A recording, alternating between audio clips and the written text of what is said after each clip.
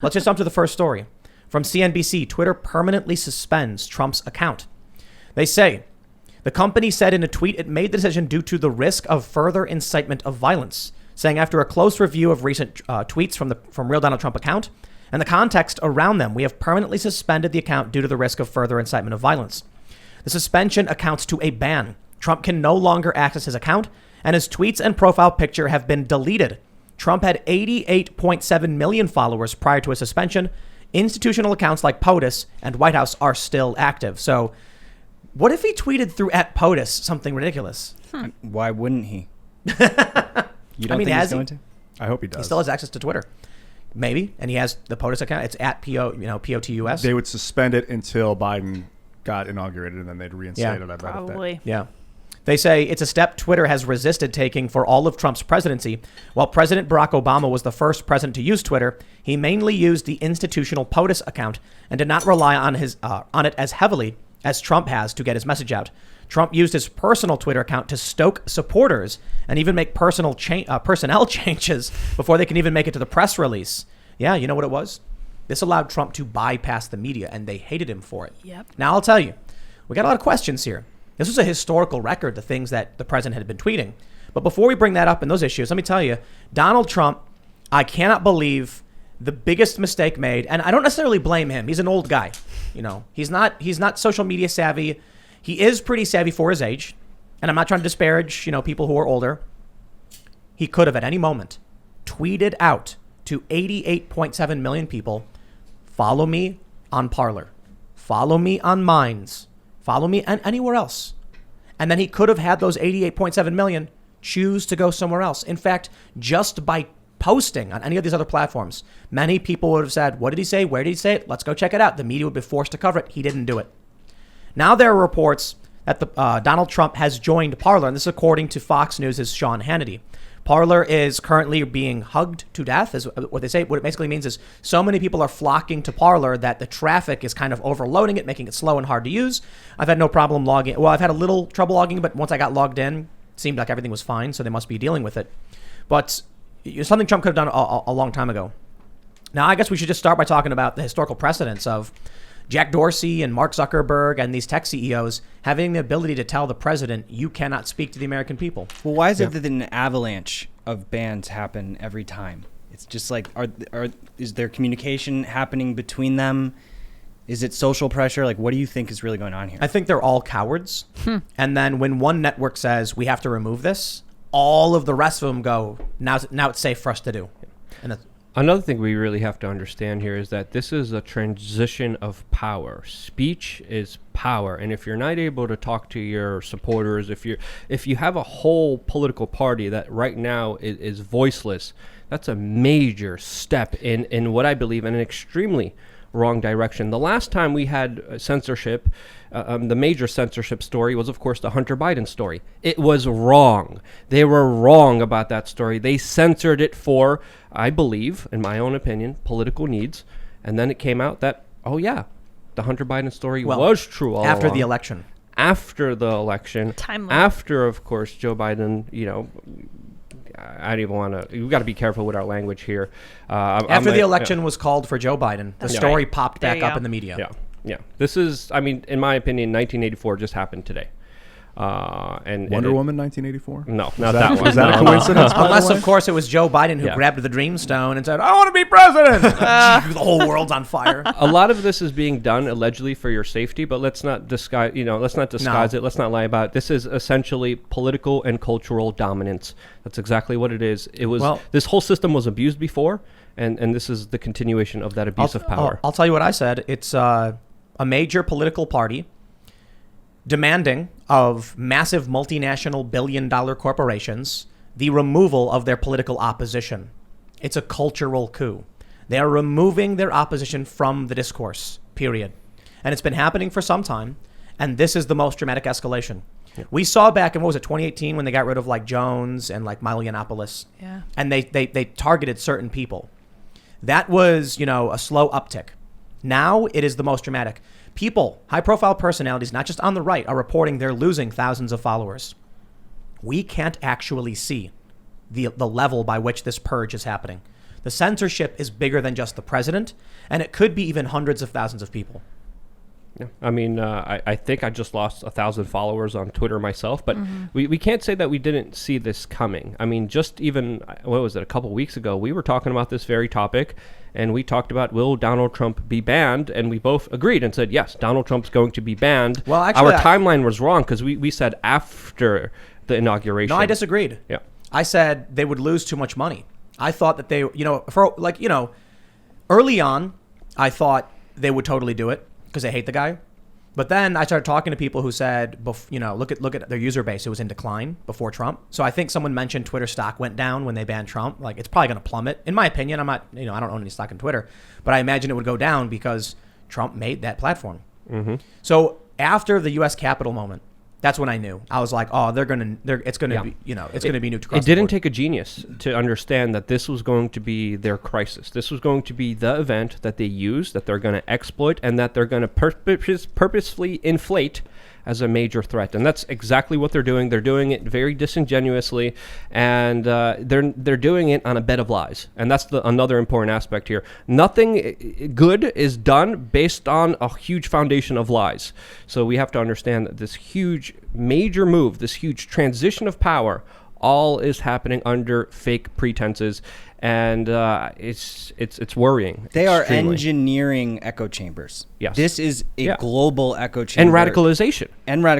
Yep. Yep. And see, the studies show evidence actually on both sides. It is true that social media can cause you to go down a rabbit hole of ideology, but it is also true that communication social media is the only way you can become de-radicalized. So there's evidence on both sides, but the overwhelming evidence shows that there's massive blowback of censorship. You're shutting down dialogue, which is our only option other than taking Our it to only other option levels. for de-escalation is communication, Well, is listen. being able to hear people out and not putting people on the fringe. More people are going to be on the fringe, and more people who are on the fringe are only going to become fringer. It's not the fringe anymore. It's When they start banning your run-of-the-mill conservatives who voice their support for the president, you don't have to like the president. You can disagree with him. These are not, like, you got a lot of regular people. And what you're doing is, I think we talked about this before, Bill. It's actually, I think I mentioned it. We talked about it on Joe Rogan. You take a regular person and he gets arrested for pot, and you put him in prison with hardened criminals, and guess what happens to that person? Yeah. You take some young person who's like, first charge, they go to prison, and now they're around all the, burglars, robbers, murderers. And that's what you're doing. You're putting people in these environments. Yep. That's 70 million. It's 70 plus million 75. people. 75 million plus people that voted for Donald Trump. And again, last night, I said on the show, the censorship is about to reach levels that we have never seen before. We are here today. And again, it's only going to get worse. Sorry, Ian, I cut you off. No, Go it's ahead. okay, man. Brandon Strock, I don't know if you're familiar. He does the Walk Away campaign, hashtag Yes. Walk Yeah. Away. His campaign was banned off Twitter. This is like a kind-hearted, good dude. And he's the kind of guy that if you bust him for pot and put him in prison with a bunch of criminals, he's going to get twisted. And so they banned him. They banned his entire Facebook page campaign of, 50,000 people. All his people, All his yeah. Organizers. volunteers and employees have now been banned off Twitter or off Facebook. It was heavy-handed insanity. This is another thing. Books are being unpublished. There's even Democratic committees calling for no-fly lists for individuals who are a part of the right. I mean, this is a new level of authoritarianism that I've never, it's here. It's real. I remember I had a conversation with Joe Rogan, Vijay Gadde, and Jack Dorsey on the Joe Rogan Experience. And I think I remember that At the one. end of the episode, I said, if you keep doing this, it is going to get really bad in this country. You told what you them. are doing, and then what did we see all throughout this year? And what did we just see in the Capitol? And then I said, I'm going to build a van. And they all laughed, and everybody laughed. I got emails. They're like, oh, you crazy, Tim. You're going to go build a van. Nothing's going to happen. Where are we now? Yeah. So here's what I think. I think we're not looking at a linear path of escalation. I think we're looking at an exponential path of escalation. When we went from a bunch of people in D.C., many of them breaking into the Capitol, which I think was ridiculous and stupid. People are now dead. A cop was bashed over. That's just insane. But many of these people walked right in. There's videos where the cops open the door and say something. One cop says that he agrees with their right to protest, and as they waltz on in, some of these people are bewildered. But listen, I saw that, and I thought to myself that the initial reaction will be overwhelmingly negative. Now I think because of the mass purge, you're going to start seeing an overwhelmingly positive reaction from people who feel like they've been excised from society. So there were a lot of people posting on Twitter that they felt that their opinions were watered down out of fear of being banned. Well, don't worry. Twitter just did the hard work for you. Now these people have been kicked off after they said they followed the rules. Not everybody did. A lot of people being banned are like, advocating for some crazy stuff. But there are a lot of people who are saying things like, well, I shouldn't say anything, there's a tweet saying, I think we're all holding back. They get banned. Now what? Okay, I guess there's no point anymore. So here's what I think. I think after what we saw, the immediate reaction was insane. You've got politicians like Cory Bush and AOC demanding the expulsion of Republicans that supported Trump. Simon & Schuster, a major book publisher, announced they're breaking their contract with Senator Josh Hawley. He challenged them, saying he's going to sue them. This is, it's dramatic escalation where the culture is being split. People are being demonized at an ever-increasing rate. And now we've come to the point where you actually have Joe Biden going on TV and likening 2 sitting U.S. senators to Nazi propagandists. This level of demonization and dehumanization is the precursor to horrifying things. I'll spare some of the more hyperbolic words, but when you look back at history, historical civil wars, the start of major wars, this is the kind of thing that happens just before. And what do you think is going to happen when the incoming president announces, the Wall Street Journal reported this, sweeping new domestic terror laws Joe Biden's announced, while calling sitting Republicans, likening them to, Nazi propagandists? What do you think that demonization will lead to? The demands for expulsion. Do you think that the Republicans are going to be like, we're so sorry, Democrats? No, the supporters are being forced into a totally different echo chamber reality where people are angry. We had David Cross tweet that he wanted blood. Whether it was a joke or whatever the point was. Yeah, we don't know. That's the problem. Don't know, don't care. Sarcasm doesn't work on the internet, I guess. Not in text. It's right. similar to with Sacha Baron Cohen being, anti-Semitic and crazy. It's like, don't you understand that comedians need to be protected too? This is coming for you. Yeah, people don't understand. People on the left, you're going to be affected by this sooner or later. As soon as your paths cross the establishment and the talking points and the narrative that they want to push, I don't care who you are. It could even happen to BLM. BLM still hasn't, I don't think had their meeting with Biden. The last I saw in a couple days, I don't know if I may stand corrected here, but anyone could stand in the way of this big, unaccountable, totalitarian monster that holds one of the biggest sacred powers in the world. One of the things that makes America great, more than any other place in the world, is our free speech. Once you get rid of that, once you limit that, once you stop allowing people the ability to freely communicate with each other, we are in uncharted territories where it is ripe for abuse. So, and the heartbreaking thing, Tim, that you kind of alluded to is that regular Democrats and Republicans cannot even speak to each other. They, families are being torn apart. There is a tweet from a young woman ratting out her mom for being at a protest, I think the precursor protest, not the one at the Capitol, but the night before, saying, this is my mom, here's her name, here's my dad, and then the mom got fired. That's crazy stuff. They're breaking up families. Did you see the USA Today article where they put out 29 pictures of people that were at the Capitol? Yes. Like, if you can help us find their names and phone number, give us their information and help us find these criminals. Remember when Andy Ngo just tweeted out, this individual has been arrested? And the left said he is creating kill lists and doxing people. And they started smearing him and attacking him. And now media across the country is putting up people's names saying, find them. Sure, criminals, people accused of committing crimes, by all means, send your tips. But I'm talking about the double standard. Andy Ngo would simply be like, the police arrested this individual. And then they would attack him for it. Then you get the media coming out now saying, we don't know who these people are, what they were doing. In fact, what if some of these people were credentialed journalists? Elijah Schaffer, for instance, of Blaze TV, a reporter, was getting attacked relentlessly by people on social media. I'll admit, some of his tweets were a little bombastic. He had one tweet where he called it a revolution. Okay, dude, chill. But he is a credentialed member of the press who works for the Blaze TV. He got banned by Facebook, probably because of these hit pieces. And then only after, I think Glenn Beck came out and said, and complained about it, they reinstated him. That's the danger of publishing a face and then saying, find him. Because we all saw what happened after the Boston bombing on Reddit, when all these good-hearted Redditors said we must find these criminals and they ended up doxing random innocent people. That's the problem. So you have Andy Ngo. Here's the persons whose picture they were arrested on this charge, and they threaten him and they attack him and they accuse him of doxing, and he's a villain. He's a bad guy.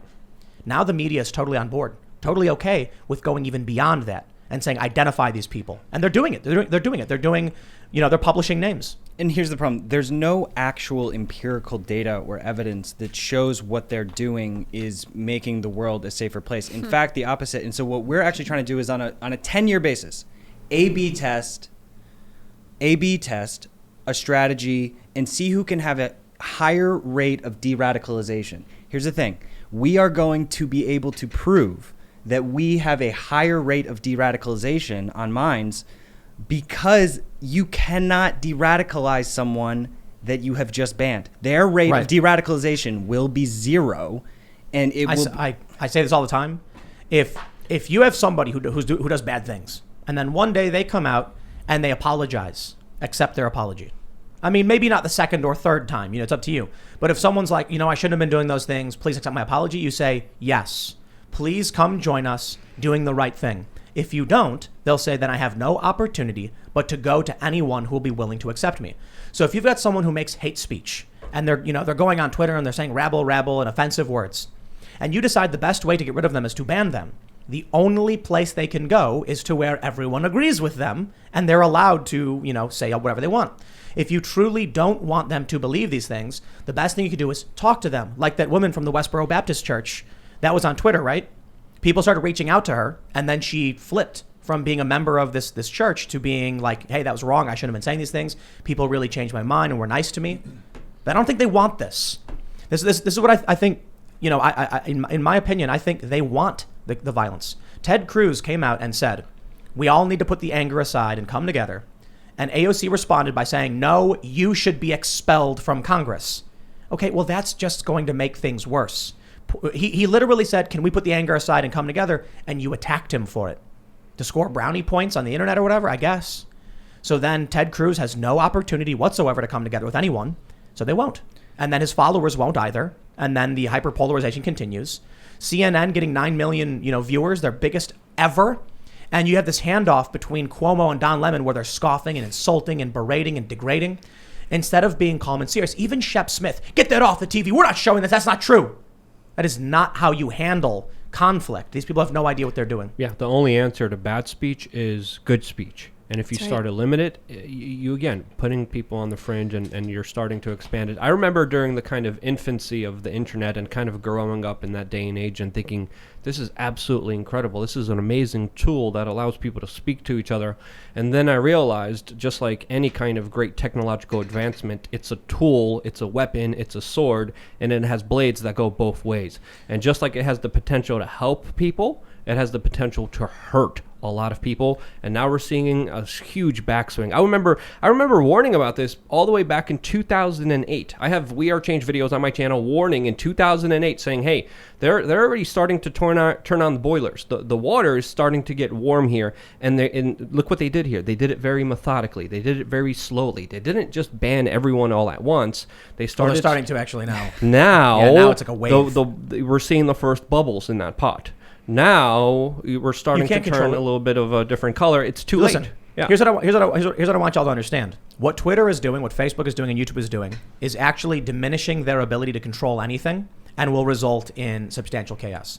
If there are 100 people in a room and you have rules and some of those people break the rules, then you can slowly start to remove some of those people, or you can compromise and say, here's what we'll accept and here's what we won't. And what happens is, if you decide to ban 10 people, now you have 10 people in one room and 90 in the other, and you have no say over what those 10 people are doing. We're going to come to the point where Twitter has half of the people in one room and half in the other, and then it's going to be 2 equal-sized rooms with no control over the other side.